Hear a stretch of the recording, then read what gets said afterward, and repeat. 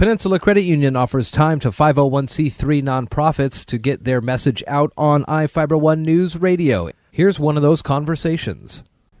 Well, good morning, everybody. Jeff Slakey here on the Daybreak Show. I've got a great guest in studio today talking Meals on Wheels and senior services for the South Sound. Stephanie Penland's on the air. Good morning. Morning. Thanks for being here with me. Thanks for having me. Talking about a great organization, a 501c3 nonprofit, and a thanks to Peninsula Credit Union for offering time to nonprofits on the air to get the message out for all the good that they do in our community.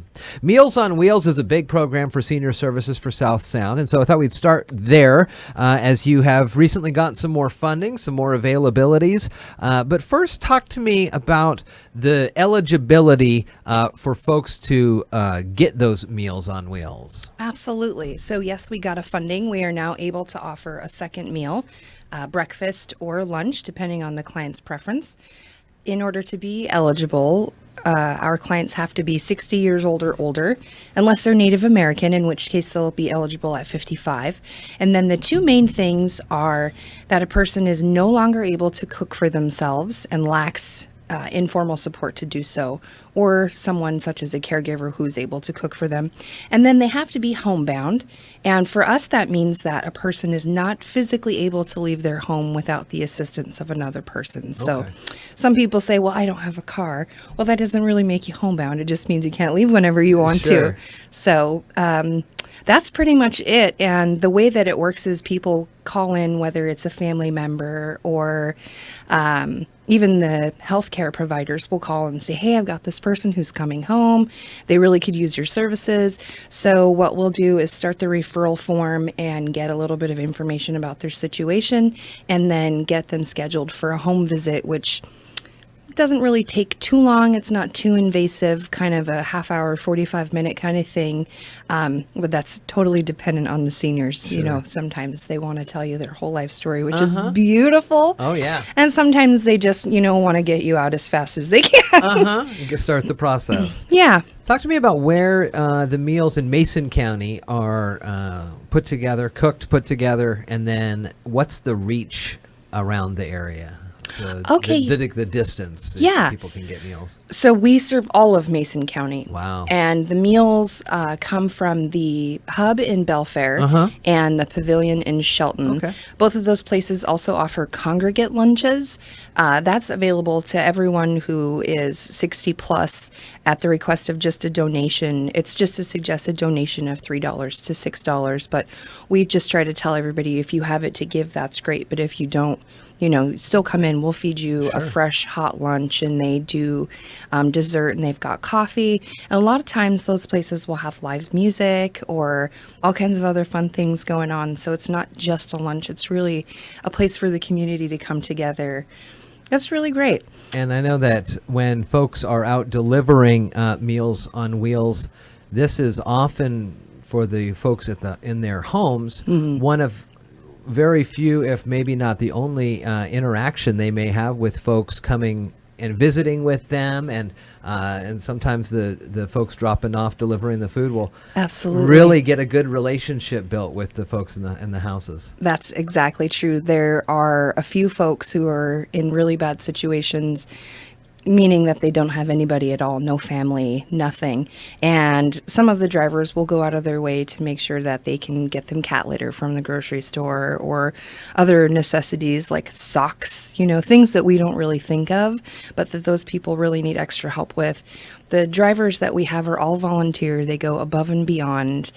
None of them are paid. Everybody does this from the kindness of their heart. We are looking for new volunteers. So if there's anybody out there who's interested, please get a hold of Jan Hawley. She's our volunteer coordinator. That is really neat. When it comes to a volunteer schedule, what would that look like? I get that all the meals can't be delivered at noon, obviously, lunchtime, because you have to go from house to house, location to location. So how does a typical day work for a volunteer? So they would, depending on when they want to come in, it's not like here's your schedule, be here at this time on this day. Okay. Really is entirely up to them. So they choose their day and which route that they want to deliver for, and they would come in.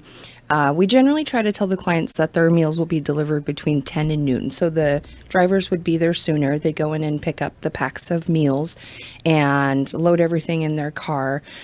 Each of them gets a route sheet so that they know exactly where they're going, Nice. who is or isn't home in case someone's in the hospital or whatnot. They're supposed to record the temperatures on the temp log, but I think the site managers just do that for them. So in a roundabout way, maybe 3-4 hours for some of the longer routes, maybe only an hour and a half of volunteer time for the shorter ones. But the folks who have extra time definitely spend it with the people who maybe need a little more support or someone to talk to or just a shoulder to lean on.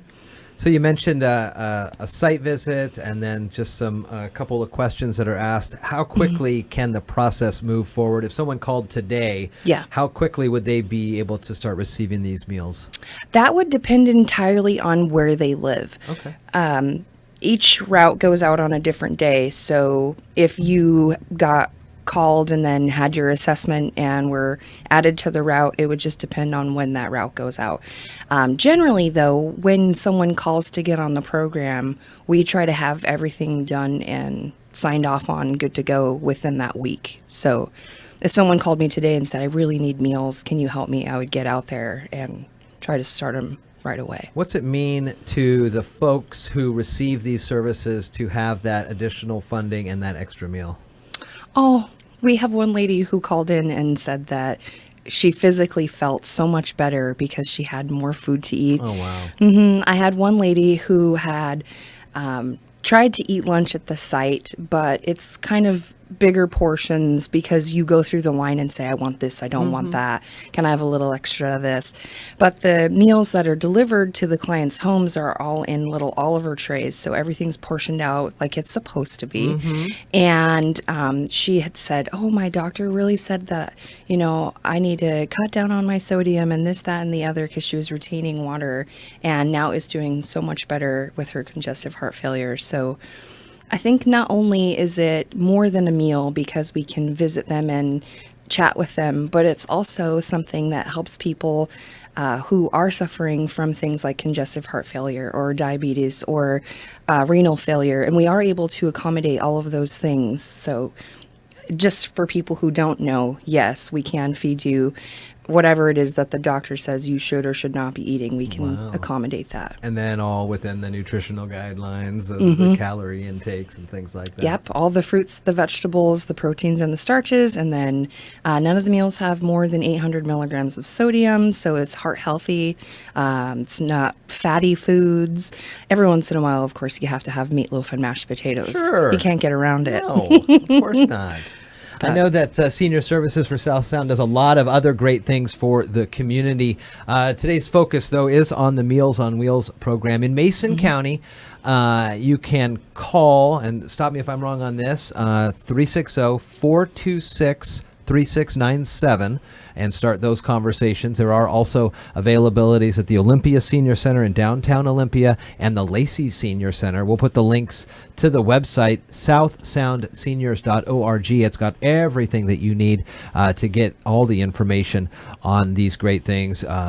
There's bingo in Olympia and Lacey. They have the Boot, Scoot, and Bash coming up in a little bit. So a lot of great times for ways for people to get connected with a good organization here in the South Sound that really helps a lot of folks. Also coming up, author John Dodge will be at the Meet the Faculty kickoff on September 11th. So lots of big things coming up, and we'll put the links to your Facebook page on the show notes and get this out to everybody. Well, Stephanie, it was really nice to talk with you this morning. Thank you. And be back soon, and we'll talk more about these programs. All right, that sounds good. Thanks for coming on. Thank you.